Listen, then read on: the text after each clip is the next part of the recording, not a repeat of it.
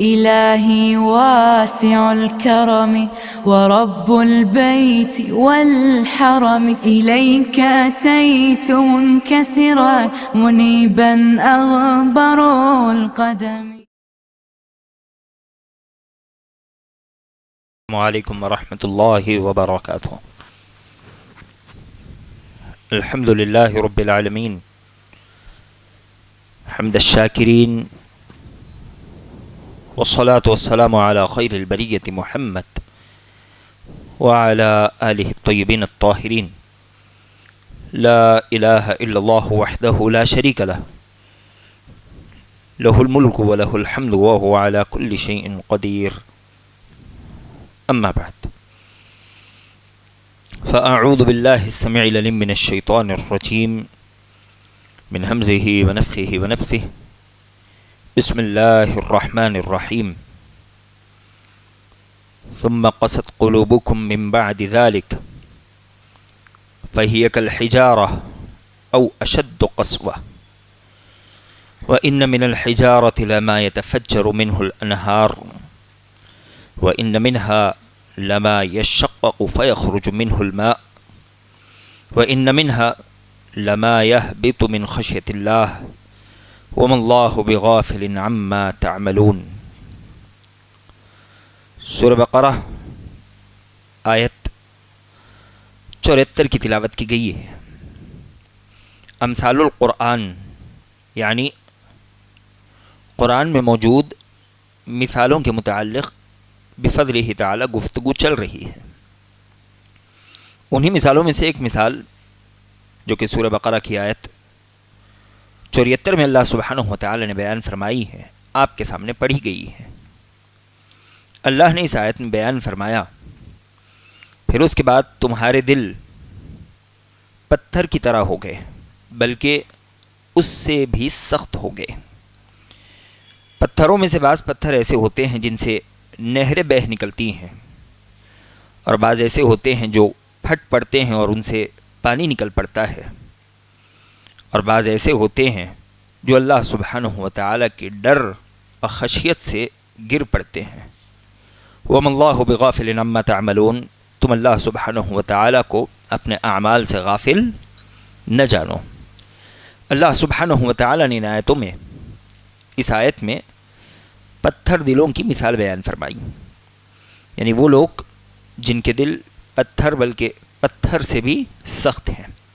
یہاں اللہ نے کن کی مثال بیان فرمائی تو اس سلسلے میں معروف روایت ہے کہ اللہ سبحانہ وتعالی نے یہاں بنی اسرائیل کا تذکرہ کیا اور ہمارے پاس یہ آیت اس لیے پیش کی گئی تاکہ تم بنی اسرائیل کی طرح نہ ہو جاؤ. یہ بات اس وقت کی ہے جب اللہ سبحانہ وتعالی نے انہیں گائے کے ذبح کرنے کا حکم دیا. سورہ بقرہ میں آپ جانتے ہیں گائے کا واقعہ ہے. واقعہ کیا ہے کہ بنی اسرائیل کا ایک امیر کبیر آدمی قتل کر دیا گیا. کسی کو معلوم نہیں تھا کہ قاتل کون ہے. آپس میں جھگڑا بڑھ رہا تھا. الزام کسی کے تو کسی کے سر لگ رہا تھا. لہذا موسیٰ علیہ السلام کے دربار میں آپ کی عدالت میں بات پیش کی گئی کہ حل کیا ہے. موسیٰ علیہ السلام نے اللہ سبحانہ وتعالی سے دعا کی. اللہ نے حکم دیا کہ گائے کاٹو اور گائے کا ایک ٹکڑا اس مرے ہوئے آدمی کے جسم سے لگاؤ. اللہ سبحانہ وتعالی اسے زندہ کرے گا. باقی معاملہ آپ جانتے ہیں. انہوں نے سوال در سوال کیا. بڑی مشکل سے انہیں ایک گائے ملی. انہوں نے اسے کاٹا. قتل کیے ہوئے آدمی کے جسم سے اس گائے کا گوشت لگایا گیا تو وہ آدمی اللہ کے حکم سے اٹھ بیٹھا. اس سے پوچھا گیا کہ تمہارا قتل کس نے کیا؟ اس نے بتایا کہ میرے بھتیجے نے اور فلاں شخص نے، اس لیے کہ وہ میری دولت پر قابض ہونا چاہتا تھا. پھر اس کے بعد اللہ سبحانہ وتعالی نے اسے دوبارہ موت دے دی. اللہ سبحانہ وتعالی نے اس واقعے کے بعد بنی اسرائیل سے کہا کہ تم نے اللہ سبحانہ وتعالی کی تمام تر نشانیاں تقریباً دیکھ لی. تم نے مردوں کو زندہ ہوتے دیکھ لیا. اس کے بعد تو تمہیں اللہ سبحانہ وتعالی پر مضبوط ایمان والا ہو جانا چاہیے تھا. ان تمام نشانیوں کو دیکھنے کے باوجود دوبارہ سے کفر، عناد، اللہ کی نافرمانی یہ تمہیں زیب نہیں دیتی. تمہاری یہ حرکتیں بتاتی ہے کہ تمہارے دل پتھر بلکہ پتھر سے بھی زیادہ سخت ہو چکے ہیں. یہ ایک روایت اس سلسلے میں. دوسری روایت ابن عباس رضی اللہ تعالیٰ عنہ سے آپ کہتے ہیں کہ یہ اللہ سبحانہ و تعالیٰ نے اسی بھتیجے کا تذکرہ کیا جس بھتیجے نے قتل کیا تھا. بات دراصل یہ ہے کہ جب گوشت اس مرے ہوئے آدمی کے جسم سے لگایا گیا تو وہ زندہ ہو بیٹھا. جب اس سے پوچھا گیا تو اس نے بتایا کہ فلاں بھتیجے نے مجھے قتل کیا. جب دوبارہ اس کی موت آ گئی تو وہ بھتیجا اللہ کی قسم کھا کر کہنے لگا کہ میں نے اسے قتل نہیں کیا. اللہ نے اس بھتیجے کا تذکرہ کیا اور اسے ڈانٹ لگائی اور کہا کہ کیا تمہارا دل پتھر سے بھی زیادہ سخت ہو چکا ہے؟ مردے نے زندہ ہو کر تمہاری گواہی دی، باوجود اس کے تم اس کی گواہی کو قبول نہیں کرتے. الغرض بات بھتیجے کی ہو یا بنی اسرائیل کی، اللہ سبحانہ و تعالیٰ نے ان کی مذمت بیان فرمائی.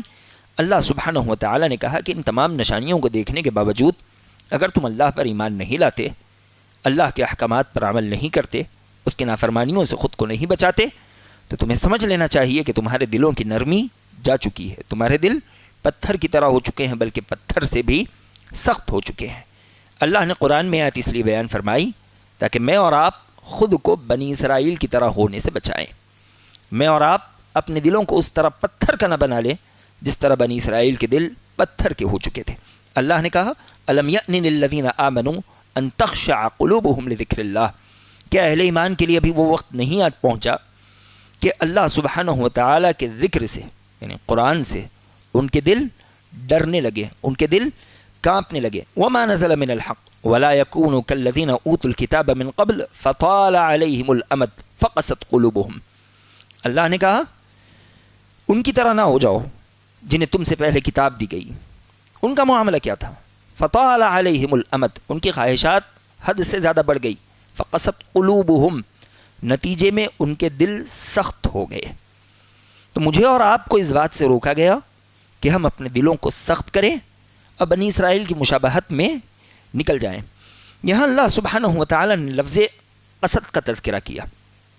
اللہ نے کہا ثم قست قلوبکم، تمہارے دل سخت ہو گئے.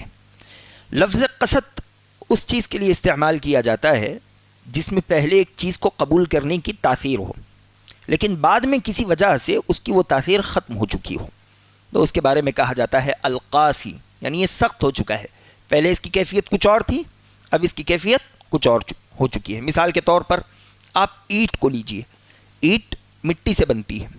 مٹی کی یہ تاثیر ہے کہ وہ پانی قبول کرتی ہے، اناج اگاتی ہے، لیکن پکنے کی وجہ سے جب مٹی اینٹ میں بدل جائے تو اینٹ کی یہ تاثیر ختم ہو جاتی ہے، اب وہ اناج نہیں اگا سکتی. تو اس سلسلے میں کہا جاتا ہے کہ القاسی یہ سخت ہو چکی ہے، اس کی اصل تاثیر بدل چکی ہے. تو دلوں کا بھی حال یہی ہوتا ہے. دل کی اصل تاثیر یہ ہے کہ وہ اللہ سبحانہ و تعالیٰ سے ڈرتا ہے، نرم ہوتا ہے. اللہ کا ذکر کرنے پر وہ لرز اٹھتا ہے، لیکن حالات، ماحول، دوستیوں، اللہ سبحانہ و تعالیٰ کی نافرمانیوں کی وجہ سے یہ دل اپنی اصل کیفیت کھو بیٹھتا ہے، نرمی کھو دیتا ہے اور سختی اختیار کر لیتا ہے. اللہ سبحانہ و تعالیٰ نے اسی سختی سے ہمیں منع کیا. ابن عباس رضی اللہ تعالیٰ عنہ کی ایک روایت اس سلسلے میں امام ابن ابی حاتم رحمہ اللہ علیہ نے نقل کی.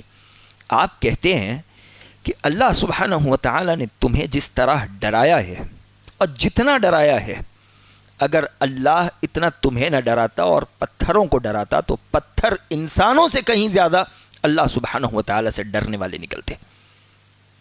اس لیے کہ اس آیت میں بھی اللہ سبحانہ و تعالیٰ نے پتھروں کی کیفیت بیان فرمائی. اللہ نے پتھروں کی شکایت بھی ختم کی. اللہ نے کہا تمہارے دل پتھر بلکہ پتھر سے بھی سخت ہو چکے ہیں. اب پتھر ظاہری طور پر سخت تو ہوتے ہیں لیکن ان کی تاثیر بڑی نرم ہے. اللہ سبحانہ و تعالیٰ نے کہا وَإِنَّ مِنَ الْحِجَارَةِ لَمَا يَتَفَجَّرُ مِنْهُ الْأَنْهَارُ، پتھر ظاہری سخت ہوتے ہیں لیکن ان کے درمیان سے نہریں نکلتی ہیں. وَإِنَّ مِنْهَا لَمَا يَشَّقَّقُ فَيَخْرُجُ مِنْهُ الْمَاءُ، بعض پتھر پھٹ پڑتے ہیں، ان کے درمیان سے پانی نکلتا ہے. وَإِنَّ مِنْهَا لَمَا يَتَفَجَّرُ مِنْهُ الْأَنْهَارُ وَإِنَّ مِنْهَا لَمَا يَشَّقَّقُ فَيَخْرُجُ مِنْهُ الْمَاءُ وَإِنَّ مِنْهَا لَمَا يَهْبِطُ مِنْ خَشْيَةِ اللَّهِ، پتھروں میں سے بعض پتھر ایسے ہیں جو اللہ کی ہیبت سے گر پڑتے ہیں. وہ اللہ سبحانہ و تعالیٰ کے ڈر اور اللہ کی ہیبت کی وجہ سے اپنی جگہ باقی بھی نہیں رہ پاتے۔ علماء اس سلسلے میں کہتے ہیں کہ اگر کسی چٹان سے کوئی پتھر سرک کر گرتا ہے تو وجہ صرف اور صرف اللہ سبحانہ و تعالی کا ڈر ہوتا ہے۔ اگر کوئی زمین لرزتی ہے، پہاڑ اپنی جگہ سے ہل جاتا ہے، تو وجہ صرف ایک ہوتی ہے کہ وہ پہاڑ، وہ زمین، وہ پتھر اللہ سبحانہ و تعالی کی عظمت، اس کی جلالت سے ڈر رہے ہوتے ہیں۔ لیکن ہم انسانوں کا معاملہ بڑا عجیب ہے کہ ہمارے سامنے اللہ سبحانہ و تعالی کی آیات پیش کی جاتی ہیں، ہم اللہ کی نشانیاں دن رات دیکھتے ہیں، اللہ سبحانہ و تعالی کے احسانات، اس کے انعامات میں زندگی بسر کر رہے ہوتے ہیں، لیکن باوجود اس کے ہمارے دل نرم نہیں ہوتے۔ اس جہاں کی جتنی مخلوقات ہیں وہ ساری کی ساری اللہ سبحانہ و تعالی سے ڈرتی ہے، اس کی حمد بیان کرتی ہے۔ یہ الگ بات ہے کہ ہمیں ان کی حمد سمجھ نہیں آتی، اللہ کے حضور ادا کی جانے والی ان کی عبادتیں محسوس نہیں ہوتی۔ اللہ نے کہا اِنَّا عَرَضْنَا الْأَمَانَةَ عَلَى السَّمَاوَاتِ وَالْأَرْضِ وَالْجِبَالِ فَأَبَيْنَ أَن يَحْمِلْنَهَا وَأَشْفَقْنَ مِنْهَا۔ ہم نے یہ امانت یعنی شریعت اسلامیہ اور قرآن ہم نے آسمان، زمین، پہاڑوں پر بھی پیش کی۔ فَأَبَيْنَ أَن يَحْمِلْنَهَا، ساروں کے ساروں نے اس امانت کو اٹھانے سے انکار کر دیا۔ کیوں؟ وَأَشْفَقْنَ مِنْهَا، انہیں اللہ سبحانہ و تعالیٰ کی اس عظیم امانت سے ڈر ہونے لگا، وہ ڈر گئے۔ اگر اللہ سبحانہ و تعالیٰ اتار دیتا کیا ہوتا؟ اللہ نے کہا آگے لو انزلنا هذا القرآن على جبل لرأيته خاشعا متصدعا من خشیۃ اللہ، اگر اللہ اس کتاب کو کسی پہاڑ پر نازل کر دیتا، لرأيته خاشعا متصدعا من خشیۃ اللہ، تم اس پہاڑ کو دیکھتے کہ وہ اللہ سبحانہ و تعالیٰ سے ڈر کر ریزہ ریزہ ہو جاتا، پھٹ پڑتا۔ سارے جمادات یہ اللہ سبحانہ و تعالیٰ سے ڈرتے ہیں اور حد درجے ڈرتے ہیں، بلکہ دن رات اللہ سبحانہ و تعالیٰ کی تسبیح بیان کرتے ہیں، بلکہ اللہ سبحانہ و تعالیٰ کے حضور سجدہ ریز ہو جاتے ہیں۔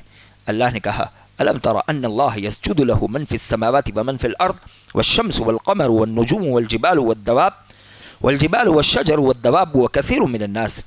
اللہ نے کہا کیا تم نہیں دیکھتے زمین و آسمان میں جتنی چیزیں ہیں، سورج، چاند، پہاڑ، درخت، جانور، یہ سارے کے سارے اللہ سبحانہ و تعالیٰ کے حضور سجدہ ریز ہو جاتے ہیں، ہمیں محسوس نہیں ہوتا۔ اللہ کہتا ہے وَإِن مِّن شَيْءٍ إِلَّا يُسَبِّحُ بِحَمْدِهِ وَلَكِن لَّا تَفْقَهُونَ تَسْبِيحَهُمْ۔ زمین و آسمان میں جتنی چیزیں ہیں ساری چیزیں اللہ سبحانہ و تعالیٰ کی تسبیح بیان کرتی رہتی ہے، اس کی بڑائی بیان کرتی ہے، اس کے ذکر میں لگی رہتی ہے۔ وَلَكِن لَّا تَفْقَهُونَ تَسْبِيحَهُمْ، لیکن تم ان کی تسبیح سمجھ نہیں سکتے۔ ہمارا دائرہ بڑا محدود اللہ سبحانہ و تعالیٰ نے بنایا ہوا ہے، بلکہ یہ مخلوقات صرف اللہ سبحانہ و تعالیٰ سے ڈرتی نہیں، صرف اللہ کی تسبیح نہیں بیان کرتی، صرف اللہ کے حضور سجدہ ریز نہیں ہوتی، بلکہ ہم انسانوں میں سے اگر کوئی اللہ کی نافرمانی کرتا ہے تو وہ اس پر غضبناک بھی ہوتی ہے، غصہ بھی ہوتی ہے۔ اللہ سبحانہ و تعالیٰ نے کہا کہ وَقَالُوا اتَّخَذَ الرَّحْمَنُ وَلَدًا لَقَدْ جِئْتُمْ شَيْئًا إِدًّا تَكَادُ السَّمَاوَاتُ يَتَفَطَّرْنَ مِنْهُ وَتَنشَقُّ الْأَرْضُ وَتَخِرُّ الْجِبَالُ هَدًّا أَن دَعَوْا لِلرَّحْمَنِ وَلَدًا۔ اللہ کہتا ہے یہ لوگ رحمان کا بیٹا ثابت کرتے ہیں۔ تکاد السماوات یتفطرن من، ان کی بات اس قدر خطرناک ہے کہ قریب ہے کہ آسمان ان کی بات سے پھٹ جائے، زمین شق ہو جائے، پہاڑ گر کر ریزہ ریزہ ہو جائے۔ ان دعوا للرحمن ولدا، اس بات پر کہ ان لوگوں نے رحمان کا بیٹا ثابت کر دیا۔ تو زمین و آسمان کی مخلوقات یہ اللہ سبحانہ و تعالیٰ کی نافرمانی پر بے چین ہو جاتی ہیں، لرز اٹھتی ہیں، لیکن انسان یہ اللہ کی آیات دیکھتا ہے، اس کی نشانیاں دیکھتا ہے، دن رات اس کے انعامات و احسانات میں زندگی بسر کرتا ہے، لیکن باوجود اس کا دل نرم نہیں ہوتا۔ اللہ سبحانہ و تعالیٰ نے اس آیت میں مجھے اور آپ کو ان جیسے بنی اسرائیل جیسے ہونے سے منع کیا کہ تم بنی اسرائیل جیسے نہ ہو جاؤ۔ وہ ساری چیزیں دیکھنے کے باوجود پتھر دل ہو چکے تھے۔ تم اللہ سبحانہ و تعالیٰ کی ان چیزوں کو دیکھو اور نرم پڑ جاؤ۔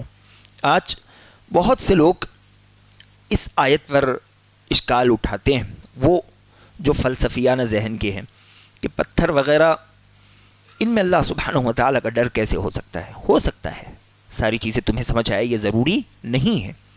جس نے ہمیں پیدا کیا وہ اس بات پر بھی قادر ہے کہ وہ ان کے اندر یہ احساس بھی پیدا کرے. اس سلسلے میں اللہ کے نبی علیہ الصلوۃ والسلام سے بھی کئی روایتیں آتی ہیں. احد کے متعلق اللہ کے نبی علیہ الصلوۃ والسلام نے کہا ھذا جبل یحبنا ونحبہ، احد یہ وہ پہاڑ ہے جس سے ہم محبت کرتے ہیں اور یہ احد بھی ہم سے محبت کرتا ہے. بلکہ ایک اور روایت میں اللہ کے نبی علیہ الصلوۃ والسلام نے کہا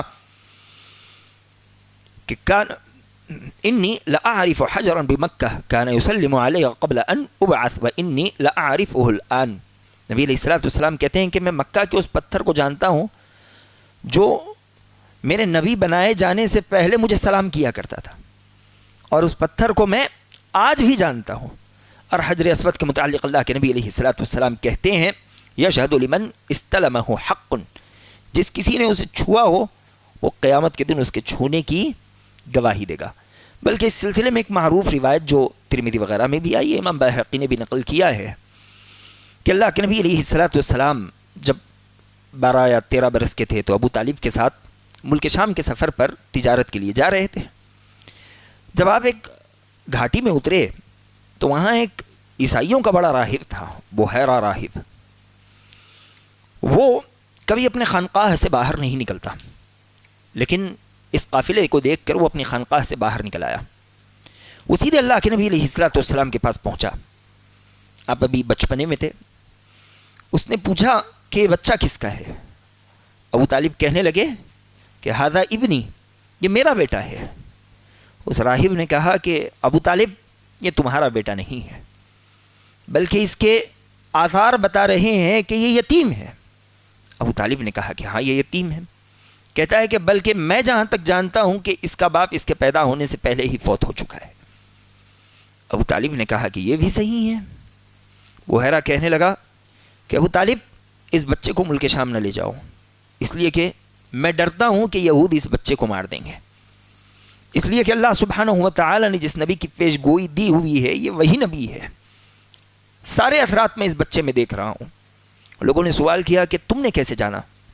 کہتا ہے کہ جب تم اس گھاٹی سے اتر رہے تھے تو گھاٹی کے تمام درخت اور تمام پتھر اس بچے کو جھک کر سلام کر رہے تھے، سجدہ کر رہے تھے.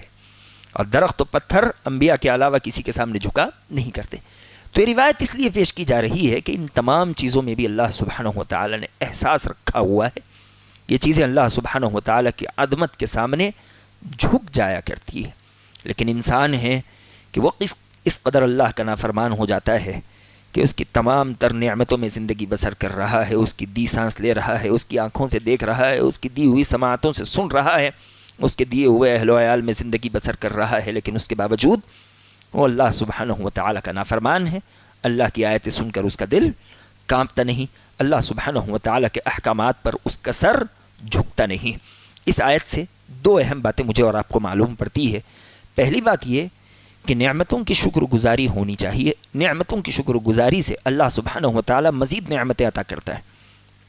لیکن جہاں نعمتوں کی ناشکری ہو وہاں نعمتیں چھین لی جاتی ہیں. اللہ نے کہا لَإِن شَكَرْتُمْ لَأَزِيدَنَّكُمْ وَلَإِن كَفَرْتُمْ إِنَّ عَذَابِي لَشَدِيدٌ. اگر تم شکر گزاری کرو تو اللہ سبحانہ و تعالیٰ تمہاری نعمتوں میں اضافہ کرے گا، اور اگر تم ناشکری کرو، نافرمانی کرو، تو یاد رکھو اللہ سبحانہ و تعالیٰ کا عذاب بڑا سخت ہے. نعمتوں کی شکر گزاری دو طرح سے ہوتی ہے. آدمی زبان سے بھی شکر گزاری کرے، نعمت کا صحیح استعمال کرے. نعمت کا صحیح استعمال نہ ہو اور زبان سے صرف الحمدللہ الحمدللہ اللہ کا شکر آدمی 1000 مرتبہ کہہ لے، حقیقی معنوں میں یہ شکر گزاری نہیں کہلائی جائے گی. اللہ نے مجھے اور آپ کو یہ جسم دیا ہوا ہے، اس کا صحیح استعمال اس جسم کا شکر ہوگا.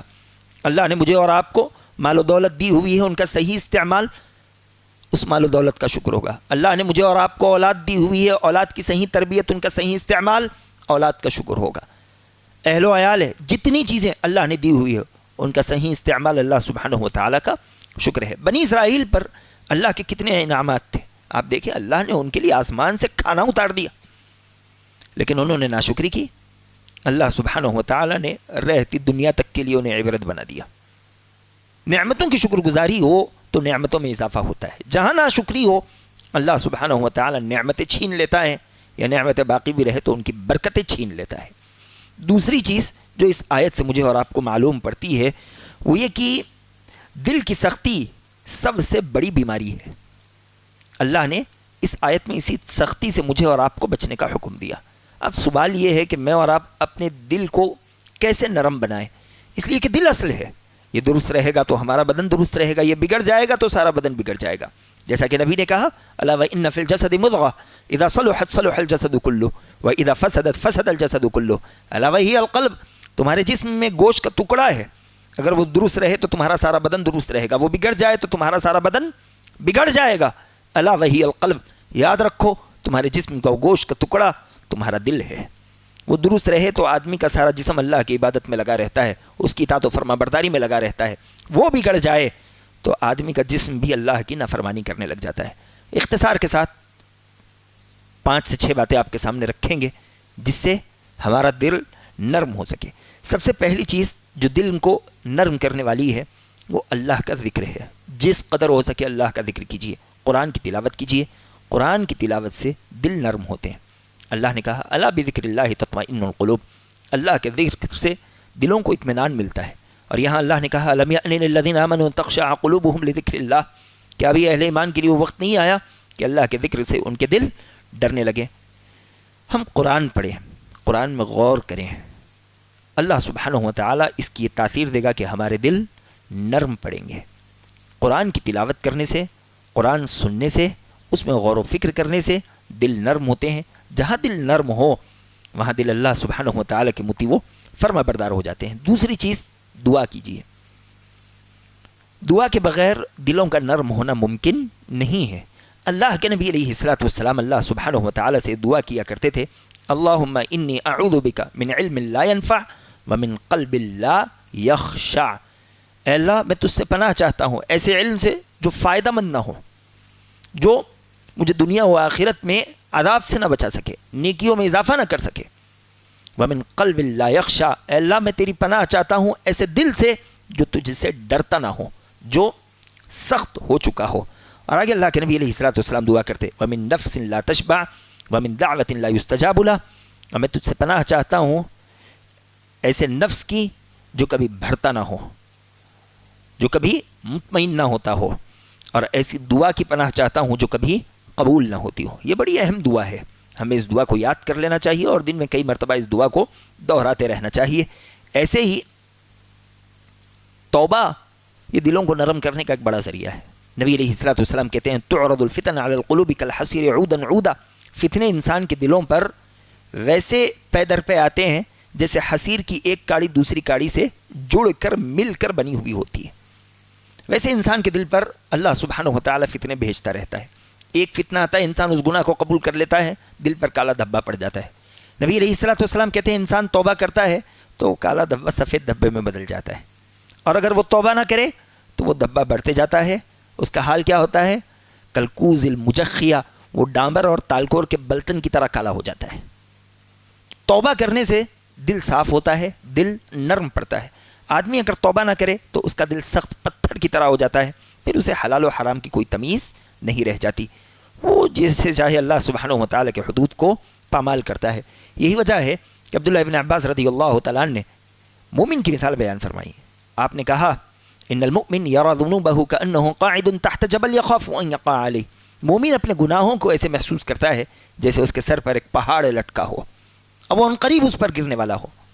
آدمی کیا کرے گا؟ اس پہاڑ سے ہٹنے کی کوشش کرے گا، خود کو بچانے کی کوشش کرے گا۔ مومن گناہوں سے خود کو ویسے ہی بچانے کی کوشش کرتا ہے، اپنے گناہوں پر اللہ کے حضور روتا گڑ گڑاتا ہے، توبہ و استغفار کرتا ہے۔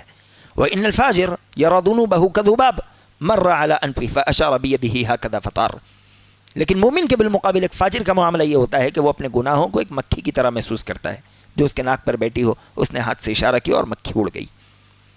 تو طے مجھے اور آپ کو کرنا ہے کہ ہم اپنے گناہوں کو ایک مومن کی طرح دیکھتے ہیں یا ایک فاجر کی طرح دیکھتے ہیں۔ اگر مومن کی طرح دیکھتے ہیں تو بہت اچھی بات ہے، اس سے ہمارے دل نرم ہوں گے۔ ایسے ہی اگر میں اور آپ اپنے دلوں کو نرم کرنا چاہتے ہیں تو ہمیں لوگوں کو کھانا کھلانا اور یتیموں کے ساتھ اٹھنا بیٹھنا اور ان کے سر پر ہاتھ پھیرنا چاہیے۔ یتیموں کے سر پر ہاتھ پھیرنے سے، ان کی کفالت کرنے سے، ان کی خیر خواہی لینے سے اللہ سبحانہ و تعالی دل نرم کرتا ہے. نبی علیہ الصلوۃ والسلام کہتے ہیں ان اردت ان ینین قلبک فاطعم المسکین وامسح رأس الیتیم. نبی علیہ الصلوۃ والسلام نے کہا اگر تم چاہتے ہو کہ تمہارا دل نرم ہو جائے مسکین کو کھلاؤ اور یتیم کے سر پر ہاتھ پھیرا کرو. یتیم کے سر پر ہاتھ پھیرنے سے اللہ سبحانہ و تعالی دل نرم کرتا ہے. اور قبروں کی زیارت سے بھی دل نرم ہوتے ہیں. نبی علیہ الصلوۃ والسلام نے پہلے صحابہ کو قبروں کی زیارت سے منع کر دیا تھا اس لیے کہ نئے نئے مسلمان تھے اور نئے لوگ واپس سے قبروں پر چلے جائیں تو عین ممکن ہے کہ شرک کے دروازے کھل جائیں. لیکن جب وقت بڑھ گیا تو نبی علیہ الصلوۃ والسلام نے کہا کنت نہیتکم عن زیارت القبور الا فزوروها فانها ترق القلب. میں نے پہلے تم کو قبروں کی زیارت سے منع کیا تھا لیکن اب تم قبروں کی زیارت کرو, قبر آیا جایا کرو, دیکھا کرو. کیوں؟ قبروں پر جانے سے دل نرم پڑتے ہیں, آنکھوں سے آنسو نکلتے ہیں اور آدمی اپنی آخرت کو یاد کرنے لگتا ہے. تو قبروں کی زیارت کی وجہ سے دل نرم ہوتے ہیں. اور اگر آدمی قبروں کی زیارت نہ کرے تو ممکن ہے کہ اس کا دل سخت ہو جائے. ایسے ہی وعظ و نصیحت سننا, صبح شام کے دروس, ہفتہ واری دروس, جمعہ کے خطبات, اس میں کوشش کرے کہ آپ حاضر رہیں, ان سے دل نرم ہوتے ہیں. ابھی دیکھیں اسی درس کی بات آپ لے لیجئے, ایسے لگ رہا ہے آپ کے چہروں کو دیکھ کر جیسے واقعی ان آیتوں کا اثر آپ پر ہو رہا ہے. تو وعظ و نصیحت کا اثر ہوتا ہے. صحابی کہتے ہیں وعظنا رسول اللہ صلی اللہ علیہ وسلم موعظۃ بلیغہ. ایک روز اللہ کے نبی علیہ الصلوۃ والسلام نے ہمیں وعظ و نصیحت کی, بڑا بلیغ. اس وعظ کا اثر کیا ہوا؟ وجلت منہ القلوب وذرفت منہ العیون. ایسا وعظ تھا کہ اس وعظ کو سننے کی وجہ سے ہمارے دل کانپنے لگے بلکہ پھٹنے لگے, آنکھیں بہہ گئی, آنکھوں سے آنسو نکلنے لگے. تو وعظ و نصیحت سننے سے, بیانات سننے سے انسان کا دل نرم پڑتا ہے. ہمارا حال یہ ہوتا ہے کہ اذان کا ٹائم 12:40, جماعت کا ٹائم کیا ہے 1:15. ہاں 1:10 تک مسجد پہنچ جائیں گے تب ہمیں وہ صف تو مل جائے گی. نہیں, جس قدر ممکن ہو سکے ہمیں وعظ و نصیحت میں مکمل بیٹھنے کی کوشش کرنی چاہیے. اس سے اللہ سبحانہ و تعالی دل نرم کرتا ہے. اور آخر چیز نیک لوگوں کی صحبت. نیک لوگوں کی صحبت دلوں کو نرم کرے گی, برے لوگوں کی صحبت دلوں کو سخت بنا دے گی, پتھر کی طرح بنا دے گی. اس سلسلے میں جعفر بن سلیمان کہتے ہیں جب میرا دل سخت ہوتا تو میں کوشش کرتا کہ میں محمد بن واسع رحمہ اللہ علیہ کی مجلس میں حاضر ہو جاؤں. آپ بڑے تابعی تھے. کہتے ہیں جب میں ان کی مجلس میں حاضر ہوتا تو ایسے محسوس ہوتا جیسے میرا دل پگھل جائے گا. نیک لوگوں کی صحبت کی وجہ سے اللہ سبحانہ و تعالی دل نرم کرتا ہے. امام احمد بن حنبل رحمہ اللہ علیہ کے متعلق آتا ہے جب آپ بازار میں جاتے لوگ آپ کو دیکھتے ہی سارے لوگ اللہ اکبر سبحان اللہ کے نعرے لگانے لگ جاتے, اس لیے کہ نیک لوگوں کی صحبت یہ اللہ سبحانہ و تعالی کو یاد دلاتی ہے. نبی علیہ الصلوۃ والسلام نے کہا الا ان اولیاء اللہ الذین اذا رؤوا ذکر اللہ. اللہ کے ولی کون ہوتے ہیں؟ جب انہیں دیکھ لیا جائے تو اللہ کی یاد آ جاتی ہے. تو نیک لوگوں کی صحبت اختیار کرنے سے دل نرم پڑتے ہیں, بری دوستیوں سے دل ویسے ہی سخت اور پتھر ہو جاتے ہیں. الغرض یہ بڑی اہم آیت اللہ سبحانہ و تعالی نے سورہ بقرہ میں بیان فرمائی جس میں انسانوں کی مثال پتھروں سے دی گئی, بلکہ پتھروں سے بھی سخت دلوں سے دی گئی. اور مجھے اور آپ کو اس بات کا حکم دیا گیا کہ ہم ویسے دل والے نہ ہوں جو دل پتھر کی طرح بلکہ پتھر سے بھی سخت ہو جاتے ہیں. دعا ہے کہ اللہ العالمین جو باتیں کہی گئی ہیں سمجھتے ہوئے اس پر عمل کرنے والا بنا. آمین. سبحانک اللہم و بحمدک اشہد ان لا الہ الا انت استغفرک و اتوب الیک. وآخر دعوانا الحمد للہ رب العالمین. والسلام علیکم ورحمۃ اللہ وبرکاتہ.